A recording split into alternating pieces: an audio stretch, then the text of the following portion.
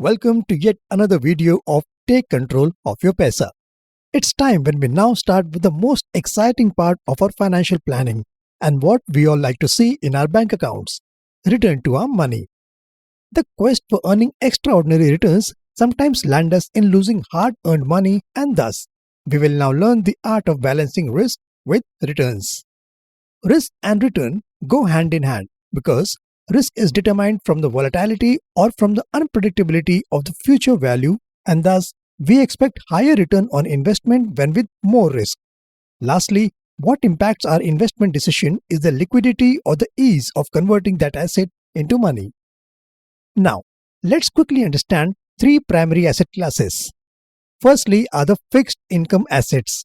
They give a fixed predetermined return on your savings. All your risk-free savings such as fixed deposits, recurring deposits, provident funds are fixed income assets. Next are the equity assets. Their success is uncertain and carry high risks. Most of us get attracted with the share market without understanding the underlying risks. Lastly are the alternative investments. Any investments that don't fall into fixed income or equity assets category can be termed as alternative investments. Though there are quite a few, but I will talk primarily of gold and property, which are intrinsic parts of Indian families rather than carrying a mere monetary value. This video will focus on fixed income and alternative investments, while I will talk on equity assets in next video. When I talk to you on liabilities, I recommended you to do simple exercise of categorizing your liabilities into short, medium and long-term horizon. Now is the time to take one step ahead and map investment assets accordingly. Easy way to remember the golden rule of the investment strategy is that it's exactly opposite to cricket strategy. You play like a test match for short duration, one day international for medium and 2020 cricket for long duration. So, you invest risky assets such as equity to build wealth for long term, while in fixed income or debt to meet your short term goals. If you can do so, you can keep 50 to 70% of your portfolio in equity till age 50 and then gradually decrease your equity exposure. And keep reassessing your investments to maintain liquidity and minimize any downside risks. I still remember how hard it was for my uncle to arrange medical fees for his son when he kept invested in shares, and then the 2008 financial crisis diluted his savings by 30% within months. I assume that we all have a decent idea about the fixed deposits and recurring deposits, as it always has been the first choice of savings for our parents. Options such as fixed deposits or provident funds give risk-free rate. Provident funds have slightly higher returns because they are illiquid and can be used only at the time of retirement. Lastly are the corporate bonds issued by companies to loan money from the market. Their returns are decided based on the financial well-being of the companies. Keep invested in fixed deposits to meet your liquidity needs, provident funds for retirement. Investment in corporate bonds can be considered for usually 1 to 4 years of horizon for slightly better returns than fixed deposits. I am now going to talk about what is the most desirable thing for every Indian family: gold. People invest in gold for multiple reasons.